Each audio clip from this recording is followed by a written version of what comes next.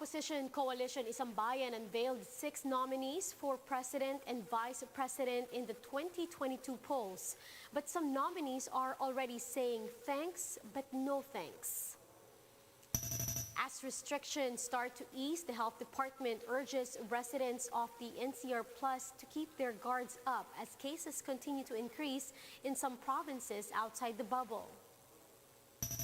Several LGUs are inching closer to their herd immunity targets as A4 priority vaccinations start to ramp up. Novak Djokovic hands 13-time champion Rafael Nadal only his third defeat in 16 years to reach his 6th Roland Garros final after an epic showdown. Meanwhile, the Philippines' very own Alex Ayala and her partner bagged the second Juniors Grand Slam after a perfect French Open conquest.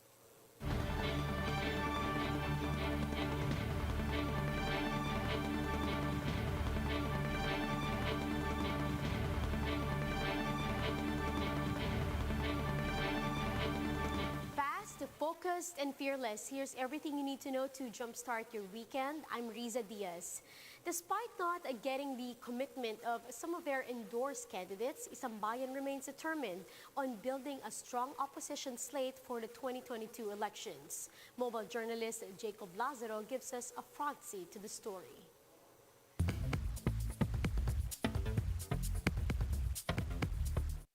Opposition coalition One Sambayan finally named its 6 nominees for president and vice president for its 2022 opposition slate. But from the very start, it was clear that the coalition did not secure firm commitments from all nominees. In a live online launch on Saturday afternoon, Independence Day, One Sambayan conveners released the names of VP Leni Robredo, Senator Grace Poe, Congressman Brother Eddie Villanueva, former Senator Antonio Trillanes IV, Attorney Chel Jokno, and Congresswoman Vilma Santos Recto as potential presidential and vice presidential candidates. Ako si Leni Robredo at naniniwala ako, ang tugon sa mga suliranin natin hindi iisa kundi bawat isa. Ang 2022 elections ay ang pinaka-importanting linto sa kasaysayan ng ating demokrasya. Kaya napakahalaga na manalo ang mga pro-democracy forces. But before the day was over, 2 of the nominees had already declined. Senator Grace Poe said she was not interested in running for a higher office. Congresswoman Vilma Santos Recto also declined, saying she has no plans for 2022. While in an email sent to the media, Attorney Chel Jokno says he's honored by the nomination, but he did not say if he was accepting the nomination. Even Robredo's commitment is not really certain. Robredo is undecided whether to run for President of the Philippines or Camarines Sur Governor. Her camp says she may make her decision on September or just 1 month before the deadline of filing of certificates of candidacy. Calleja says they will just respect whatever her decision will be. And put it this way, her decision is a personal decision. Of the 6, only Trillanes has publicly voiced his intent to run for the presidency. The coalition of 40 political and civil society organizations wants to present a unified opposition lineup against the administration team in 2022. Isambayan chose their nominees based on these criteria: a clean track record with no history of corruption, a critical position on the West Philippine Sea, extrajudicial killings, separation of powers, and a respect for human rights. In addition, nominees must be willing and able to mount and win a nationwide campaign. And we see that they are not only capable, but physically and mentally capable also of running a national campaign. So very important yun. Calleja acknowledges that the selection of nominees has not been simple. As Senator Poe has shown, getting a full commitment from nominees has been problematic. They are open to the process, but none of them have said they are 100% running. Everybody is keeping their options open. Yes, sir. That's why I think we have to respect that. We also ask the question, if there are 3 or 4 candidates and other candidates are not actually going to run, and you chose the other candidates that are not running, who is your second choice? In fact, one Sambayan was forced to drop two names that they earlier floated as possible nominees. Senator Nancy Binay also backed out, and Manila Mayor Isko Moreno, who has not made clear positions on several national issues. Still, Carpio says other candidates have agreed that they will support whoever the coalition will choose to present a unified front for the opposition. Isambayan is also set to present its nominees for the 2022 senatorial elections. Attorney Caleja says they will present their final candidates for the president and vice president by September. I'm Jacob Lazaro and we are One News. Meanwhile, brother Eddie Villanueva also backed out of the nomination, according to his son, Senator Joey Villanueva. Joey Villanueva says their family is not yet interested, as of this time, to go on a political journey to presidency. Recall that brother Eddie lost both his wife and daughter in 2020. But the senator expressed his support for Isambayan and thanked them for the nomination. The Department of Health recorded over 8,000 new COVID-19 cases yesterday. This is the highest number of fresh infections since May 2. The country has now more than 1.3 million cases, of which 60,000 are still active. At least 145 individuals recently succumbed to COVID-19, while almost 9,000 COVID-19 patients recovered overnight. The Health Department believes that the imposition of GCQ with restrictions was the key in bringing down the number of cases in Metro Manila and nearby provinces. But the agency is keeping an eye on Visayas and Mindanao, which have been seeing an increase in COVID-19 infections. Faith Del Mundo with the details. The Health Department reports a steady increase in COVID-19 cases and hospitalizations in some provinces. With this, the DOH reminds residents in the NCR Plus to keep their guards up despite the loosening of some restrictions in the bubble. They also believe that placing NCR Plus under the extended GCQ with restrictions was successful in lowering COVID-19 cases. Sa tingin po namin talagang naging epektibo because nakita po natin talaga yung patuloy na pagbaba ng kaso dito po sa NCR Plus bubble. In the Laging Handa public briefing, Health Undersecretary Maria Rosario Berheres said the daily average in the bubble right now is at 1,000 cases. That's a huge decrease from the 5,000 daily average of COVID-19 cases reported from March and April. With that, NCR might be considered as a safe zone soon. But Berheres reminded the public to remain cautious of their movement. NCR, malapit na ho tayo doon sa tinatawag nating safe zone, but if the other regions are having this kind of increase in the number of cases, we have to treat this matter with caution kasi very fragile ang sitwasyon natin at maaring bumalik tayo ulit sa dati.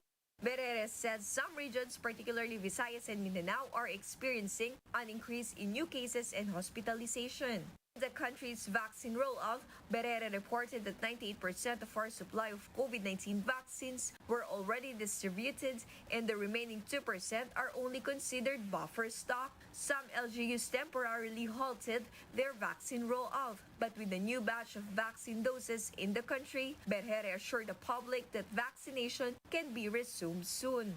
The overall challenge should always be the supplies, no? So, bagamat kahit gaano natin gustong palawakin at pabilisin ang ating pagbabakuna, kung ang supplies po ay hindi pa stable, talagang may challenge po tayo lahat. Around 60% of the new batches of the COVID-19 jobs will be allocated to regions with high number of cases. But she reminds them that the vaccines are not the only solution in controlling the spread of COVID-19. Berheres emphasizes the need to follow health safety protocols like wearing of face masks and face shields. For News 5, Faith Del Mundo, we are One News. The OCTA Research Group recommends the extension of General Community Quarantine or GCQ status in the NCR Plus bubble. In an interview here on One News Now, Professor Guido David explained that the NCR Plus is still not ready for MGCQ. But David noted that the government could ease more restrictions while maintaining the current status. We support the general recommendation to move to a GCQ with lesser restrictions because, as we mentioned, situation is improving, but we're not there yet when we can relax to MGCQ. David backed the opening of gyms and indoor activities in the NCR Plus, saying that the government can, quote, take calculated risks. At some point, we have to take some calculated risks in reopening businesses because we cannot stay in lockdown forever. We acknowledge that there will be some risks involved when we reopen, but we are also aware that the business owners, the Association of Business Owners, are very careful in preparing guidelines for their respective businesses.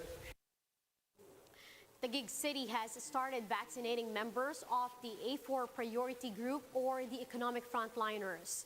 Mayor Dino Cayetano said that 140,000 Taguig City residents have already been vaccinated. Cayetano adds that workers should be vaccinated in order for them to physically return to their workplace and to prevent them from bringing home the virus to their families. The Taguig City mayor also said he is also coordinating with neighboring LGUs to create a unified ecosystem in vaccination. Kasama ko lang si Chairman Abalos, kasama ko si Mayor Abby at si Mayor Vico.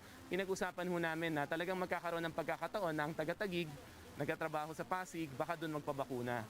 Meron naman taga-Pasig na nakatira dito magpapabakuna. At syempre, meron din yung mga trabaho na maaring yung opisina nyo nasa isang lungsod, pero yung trabaho, dinadala kayo sa ibang lugar. Tulad ng media, tulad ho ng mga angkas, ng Grab, pwedeng ang main office nyo nasa Makati, pero araw-araw nagdi-deliver kayo sa Mandaluyong, sa Taguig, o kaya sa iba pang mga lungsod. So, pagdating sa kategorya ng A4, all the cities in Metro Manila really need to work together.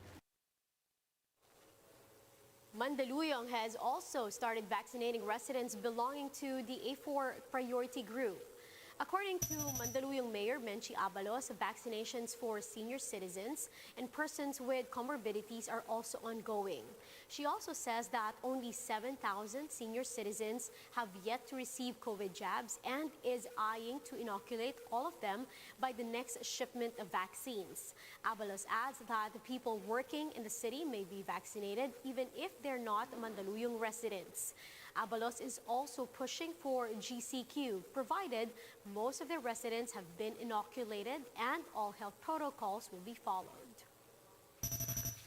Ako okay na ako maging normal GCQ kasi alam naman natin, nagsasuffer na rin talagang economy natin. At marami na tayong kababayan na walang trabaho. Basta wag lang nilang kakalimutan, number one, sabi ko nga, eto na, open na ang A4, di ba?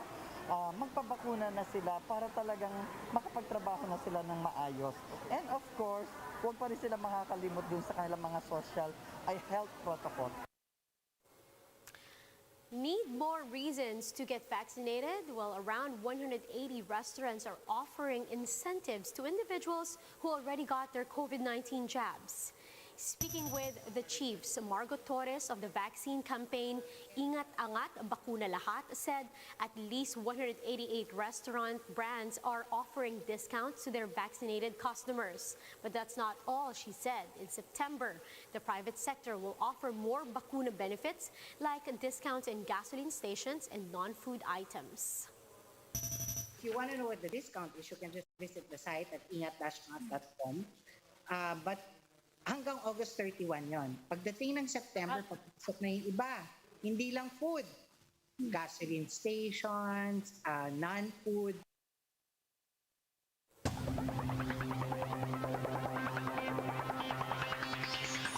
World number one Novak Djokovic enters the French Open finals after beating Spain's Rafael Nadal.